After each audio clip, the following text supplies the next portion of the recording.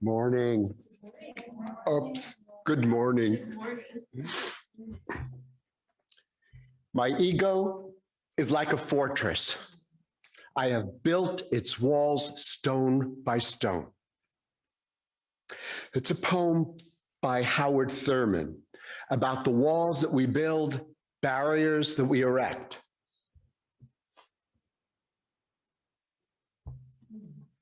A fortress that ensures safety and protection. Does it? What does it hold out? What does it keep out? My ego is like a fortress. I have built its walls stone by stone to hold out the invasion of the love of God. In A Course in Miracles, the introduction says the Course aims at removing blocks to the awareness of love's presence, which is your natural inheritance. Then the lessons, which are things that we do daily. The first part of the lessons are the undoing of the way we see now. That is, removing the stones from our fortress. Similarly, Richard Rohr, he reminds us that spirituality is much more about unlearning than learning. Then we can start the rebuilding. And so part 2 of the lessons in the Course is the acquisition of true perception, a rebuilding, though perhaps not a wall like this. And you know, it's an old concept. I think we've heard it lots of different times in Unity. Rumi told us, our task is not to seek for love, but merely to seek and find all the barriers within ourselves that we have built against it. My ego is like a fortress. Think of the work and the vigilance we've been willing to exert to protect our egos. And because the materials are of such cheap, crappy quality, it's ongoing maintenance. Well, it is for me. It's daily work. Of course, Unity consciousness helps chip away at it, cracking those walls that trap us in ignorance, in deception, illusion, separation from higher powers. But I know for me, I'm often back repairing the wall, cementing it when things might not be going my way, when I might be anxious or I might be scared. So this morning, I want to look at some of the stones, not all of them, that hold out the invasion of God's love. After all, it's Lent. Charles Fillmore would tell us to abstain from errant thinking and to meditate on spiritual truths. Well, those happen to reside outside our fortress.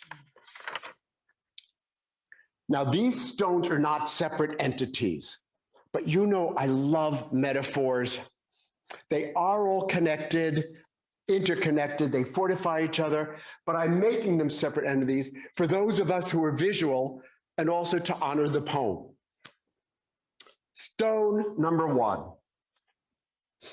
Those old tapes in our heads that you've heard about, that you've lived with, that you know, those voices, those committees, those saboteurs, which create the stories which keep our struggles alive and get in the way of us seeing our true selves, living our Christ selves, our Buddha nature. Old messages such as, I can't, I should, I'm just not good enough. Old messages stop us from being kinder to others and to ourselves, from feeling at peace.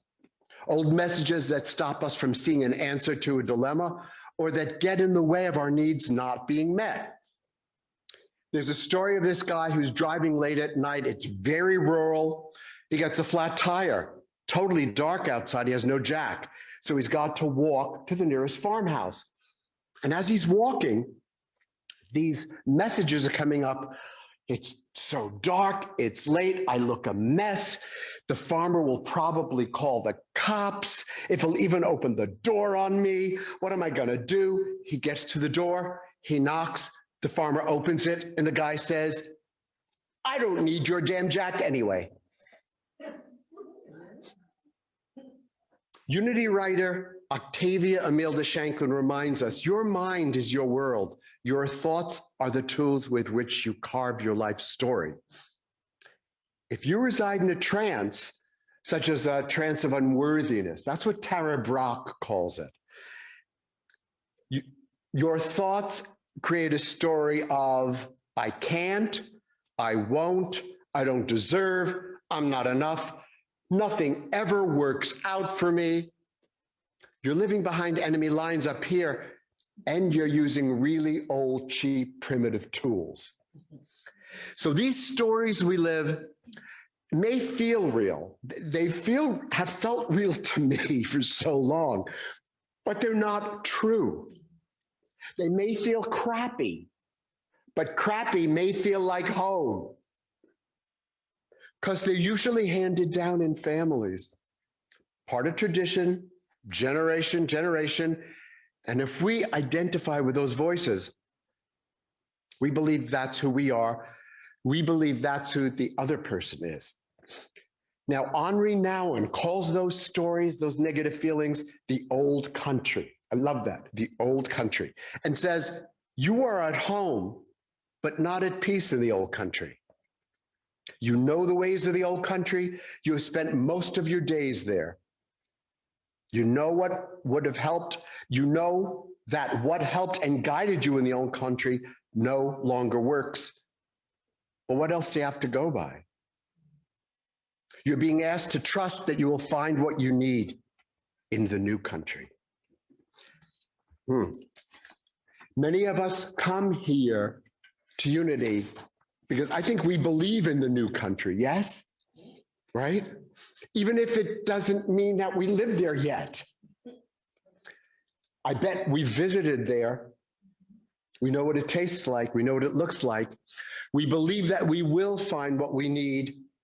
We come here to be reminded that, like Dorothy and the Wizard of Oz, we have the power to go to our real home, that we've always had the power to go there.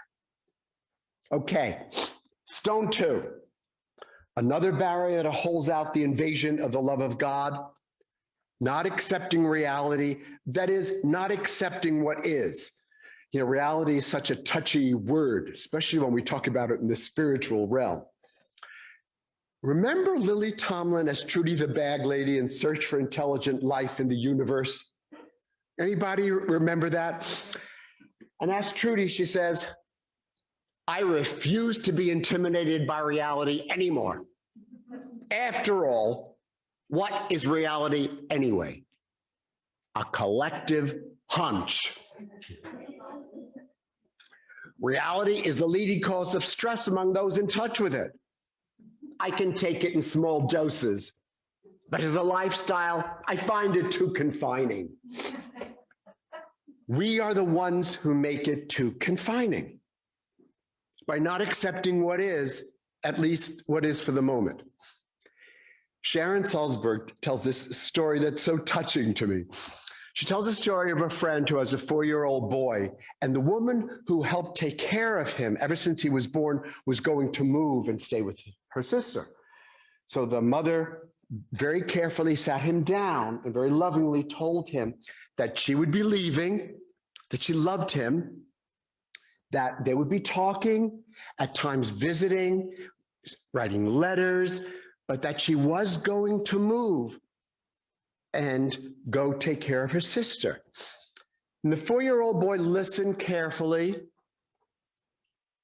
he said to his mother, Mommy, tell me that story again, but with a different ending. Tell me that story again, but with a different ending. How many times have I thought that in my life? But I'm 69. He's 4. Still, I'm learning not to let a 4-year-old steer my ship. I'm learning to quiet my need to steer the plot of my life, as Mark Nepo says. Not accepting what is means not being open to other possibilities. to solutions, to ideas, when my expectations are not met, when my plans go bust? Can we be open to the event unfolding, being met in a new way or different way than the way I've planned? Or do we need to prescribe? Do we need to prescribe what we think should happen and what and how it should happen? There's a story of a man being chased by a tiger. He jumps off the cliff and there's a tree there and he grabs it. It's growing out of the side of the rocks. And he looks up, there's the tiger, and he looks down, jagged rocks. And he yells out, "Help me, please, someone help me." And a voice from the heavens says, "Yes, child." And the guy says, "God, is that you?" And he says, "Yes, child." And he goes, "Please help me, I'll do anything." And God responds, "Just let go." The man pauses for a moment and calls out, "Is there anyone else there?" We have a preconception of what a miracle is supposed to look like, says Course in Miracles. Preconception of a solution to a problem or situation. Gifts are not always wrapped the way I want them, delivered the way I've decided is best. "No, God, that's not the gift I meant. I know you're busy. Let me help you out here." Instead of letting God speak to them, says Joel Goldsmith, too many people speak to God, tell, ask, direct, and command. Our rigid minds know better, and that which differs in any way may not be acceptable. You call this a gift? Look, yes, I know you parted the Red Sea. That was very nice. Well done. But could you fly us over business class? Or you didn't take away the pain. I want you to take away the pain, and this is how I want you to do it. Well, maybe God has filled it with Spirit's presence. But how can we experience that if we focus on our narrow expectation of what we ask for, how we want it, when we want it, and what it should look like? So I ask you to think for a moment, what have you been sent that you've turned away? What has been provided that you have not seen because of your fortress?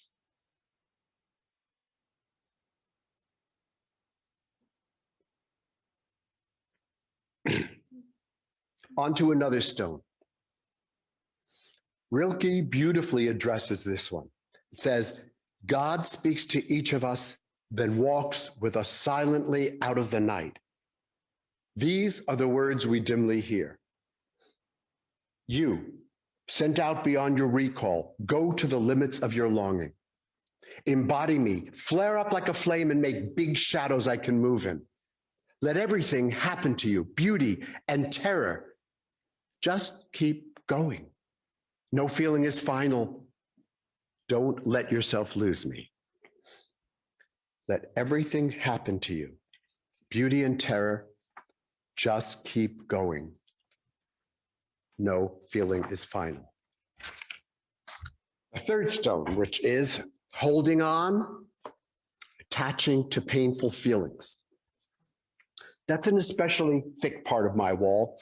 For historically, although I've gotten better, and I affirm that, instead of letting emotions come and go, good or bad, just emotions, since their nature is to be flowing, moving, changing, they get stuck, blocked. In a healthy system, emotions flow through without getting stuck. They're valid, but temporary.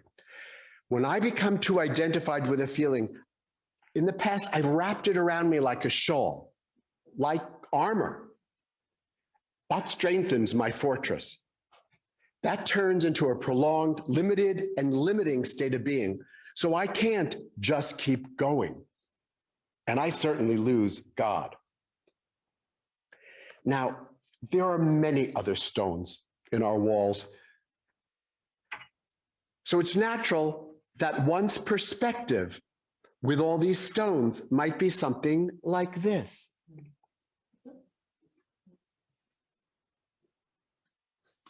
When we're under stress behind a wall, we often view things like this. And it's not how many degrees we've got, letters after our name, how much money, the car we drive. It's about our conditioning. Our default very often is to retreat behind our fortress and not see the light between the cracks, which promises another world beyond the walls. In Not Anything Happens by Accident, Arthur J. Green, he asks us to imagine being at the bottom of a well. So imagine that. If you look up, very defined boundaries of what you see. Go to the top of the well. Very different perspective, all encompassing. Well, no, not really. Go to the top of the nearby mountain. In fact, view it from a plane. Now go to the other side of your fortress. Where our attention goes, the energy flows. And if my attention is directed by this, I'm limited in my ability to problem solve, to see the light in you, in my ability to see options, in my ability to see the obvious. There was an experience in 1990 when I was very, very depressed after a breakup. And I was on the floor of my bedroom, which was a comforting place. And the phone was nearby, and I could not get up to go brush my teeth. I was so depressed. The phone rings. I was able to pick it up. It's a very dear friend. And I told her, and she said, "Are you suicidal?" And I said, "No." She said, "Do you need to be somewhere?" And I said, "No." And she said, "Well, just lie there. Just lie there." Wow. Suddenly, this became this in terms of perspective, in terms of answers. Stop struggling, Roy. And I did, and 2 minutes later, I got up and brushed my teeth. So these are just some of the stones in our fortress. Perhaps you're thinking of some of the stones that strengthen yours. I hope so. We all have them, but please bring kindness to those barriers. Judging ourselves just creates more barriers, strengthens our walls. And besides, remember that removing these walls, we're not just taking care of ourselves. If I remove the bricks from my walls, I'm more available to be present for you, to be present for others. So how do we do that? Well, we're reminded here each week. We remind each other. So I'll just go through them, some of the ways we do that as reminders. Certainly being connected to others helps to crack these bricks. Being a part of a community who offers new perspectives, friends, family, strangers, who help us throw away our straws, and who remind us who we are, who can urge us just stay on the floor at those times that we might be in our heads or we're behind enemy lines. Because when I am in pain, when I am hurting, perhaps it's true for you too, when you're feeling less than, not as good as, or crappy, walled off in your fortress, our thinking is distorted. So I just may not be the best person to talk to me about me. I'm going to say that again because when a friend told me that a while ago, I thought, oh, I love that line. I may not be the best person to talk to me about me. I may not be the best person to problem solve for me, to see options, to see answers that reside. We might need someone to remind us that we are not our thoughts. Something else that we can do is the mindfulness that we talk about. Mindful, in this case, of our voices, of the tapes, of thoughts that pull us around like a dog on a leash.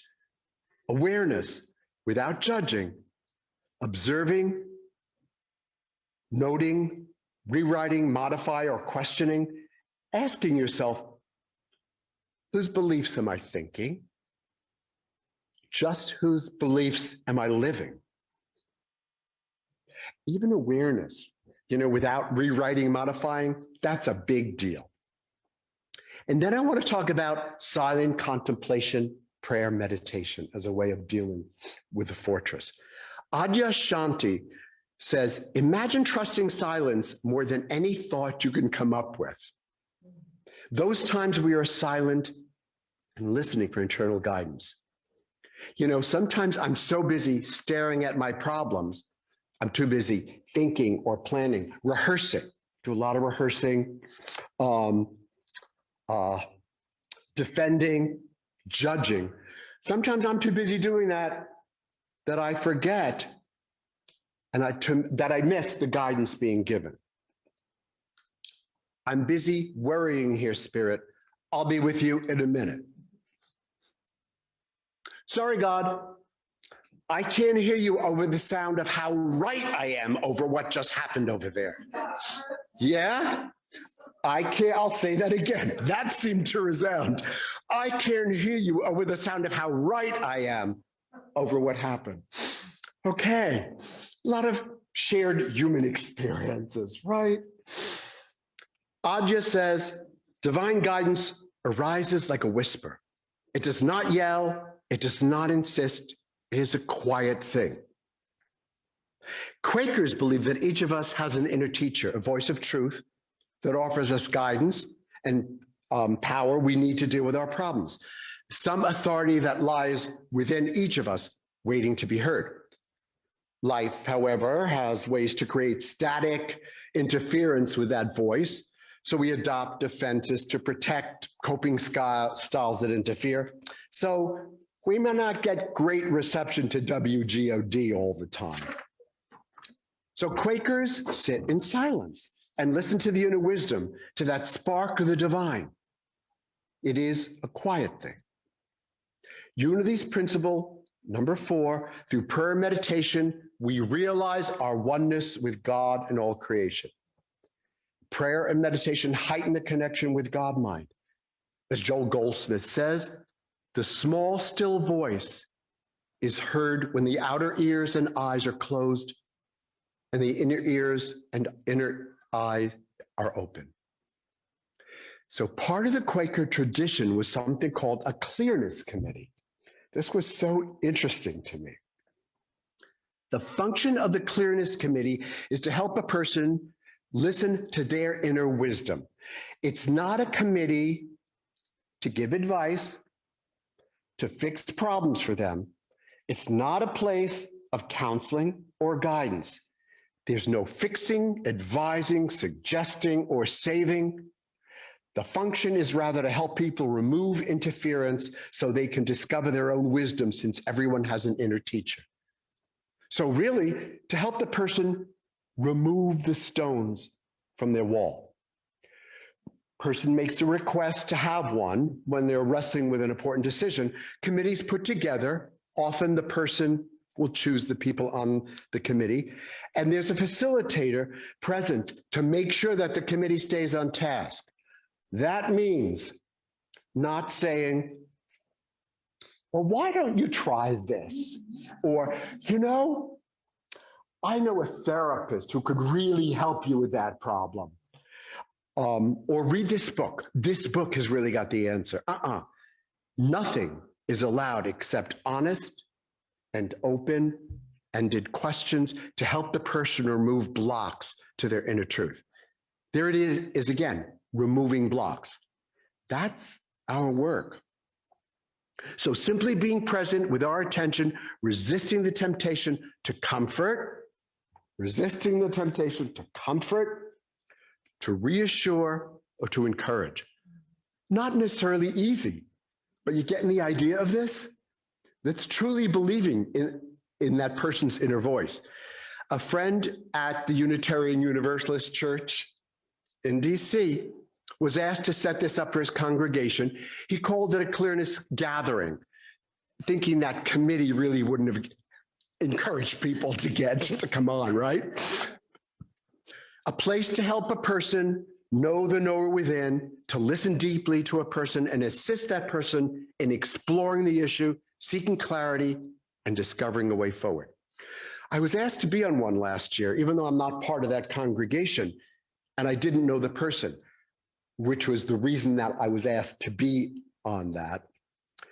It was an intimate, such a respectful 2.5-hour gathering as we asked him open-ended questions based on the dilemma that was shared with us, questions he could choose to answer or not. We were asked to abandon the pretense that we knew what was best for him. Could you imagine? Could you imagine to abandon that and instead to ask questions to help him find his own answers? By being part of that and making use of a community who can listen, who trusts that we have some gold within, such a gathering can help one remove stones from their fortress and listen to inner guidance. And of course, we can do that with each other, asking each other, what I need from you now is this. Perhaps you've done that with people. Something else that we could do, at those times we become so busy staring at our problems, Joseph Campbell reminds us of something else, to let go of the life we had planned and embrace the life that is waiting for us. Buddha has taught us that being attached to a life being a certain way causes suffering. Being attached to an outcome causes suffering. And look at the self-messages that go along with that thinking. It shouldn't be like this. It should be like this. It's horrible that, ... It would be terrible if that happened. Oh, it's awful that. Albert Ellis, who's the father of rational emotive therapy, talked about what we tell ourselves that lead to a feeling. That's what he explored. You know, our thoughts are prayers. He warned us of irrational thoughts, of awfulizing, catastrophizing, and the dread of using the word should. Should is, I'm being taped now, okay. Should is caca, he said, okay? And he said, don't should on yourself. Should can be a powerful part of this wall. For when we live needing certain things to happen with our musts, our have tos, and our shoulds, we're setting ourselves up for constant unhappiness and an inability to be with, or at least allow what's going to happen.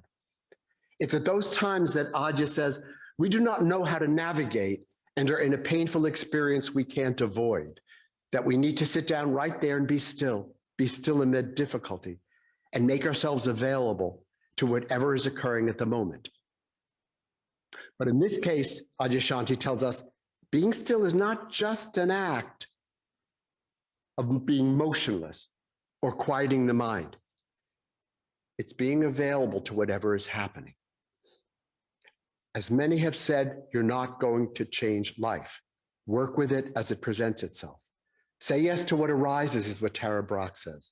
For when we have stopped fighting against life, stopped moving against, resisting whatever situation we find ourselves in, there's a possibility for discovery, says Ajahn. So just sit down right in the middle of your existence. And finally, let's remember the golden key. Remember the golden key? I need to be reminded of it often because lots of times I don't hear about it in Unity. It's a big part of the Unity thinking, where Emmett Fox tells us, quote, to stop thinking about the difficulty, whatever it is, think about God instead. Remember? Take your mind off the issue of the barrier and substitute the thought of God, spirit, essence. So instead of being behind here, focus on the other side, even for a moment, to look for light between the cracks. Now, the times I played with it's been difficult. Think about God. Unity booklet about Golden Key suggests using affirmations. It also suggests something I liked, asking questions about God, contemplating that presence instead of thinking about God. Some of that opens me up. So to wrap up this morning, a Senegalese proverb says, the opportunity that God sends does not wake up one who is asleep. When we build a fortress against spirit, we are asleep. Easter is the awakening and rising to spiritual consciousness. When we are awakened, we have dismantled our fortress and we accept our natural inheritance, for we see with expanded vision. When we are awakened, we operate from that divine spark, so we know that those old messages have no power. And as someone wrote, when we are awakened, we can unravel the story we tell ourselves and instead discover that story we are in, even while lying on our bedroom floor. Namaste.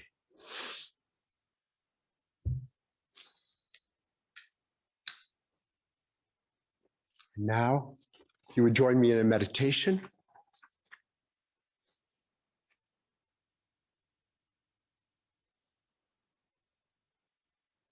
Find a position that allows you to be alert and relaxed. Close your eyes if you're comfortable. Rest your feet. Rest your hands. Allow your awareness to scan through your body and wherever possible, soften and release areas of physical tension.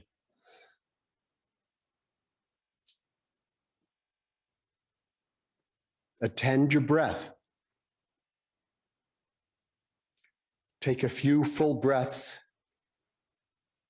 and then allow your breath to be natural. There's no need to control the breath or fixate on it. Just an easy, relaxed awareness. You will find that your mind naturally drifts off. You do not need to clear your mind of thoughts. Just recognize when thoughts are happening. Be aware of them without getting lost in the storyline. There is no need to control your mind. Trust the silence, not the thought. Notice them without any judgment and gently return to your breath. This breath, your home base, your anchor.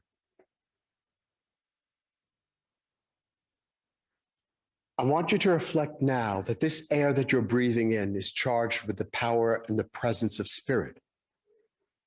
While you draw the air into your lungs, you are drawing spirit in. Divine guidance always arises like a whisper. It does not yell. It does not insist. It is a quiet thing. What lies within you is waiting to be heard. Sit in the silence. Greet each breath as if you were greeting spirit, and listen for its whispers that take you outside of your fortress.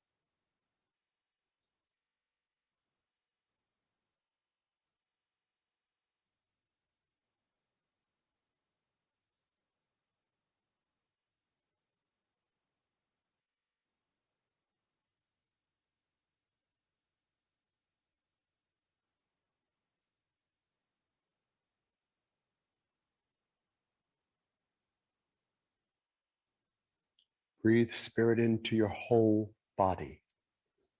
Fill yourself with the breath of spirit.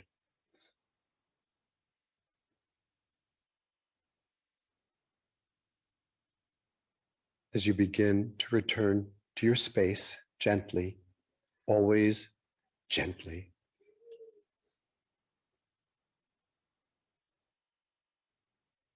And just note what you're aware of. A thought, your breath, something you see. You are not these things. You're the one who is aware of these things. You're not your fortress. You are the one who is aware of it.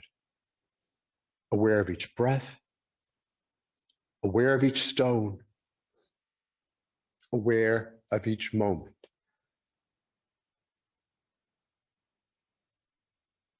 And so it is.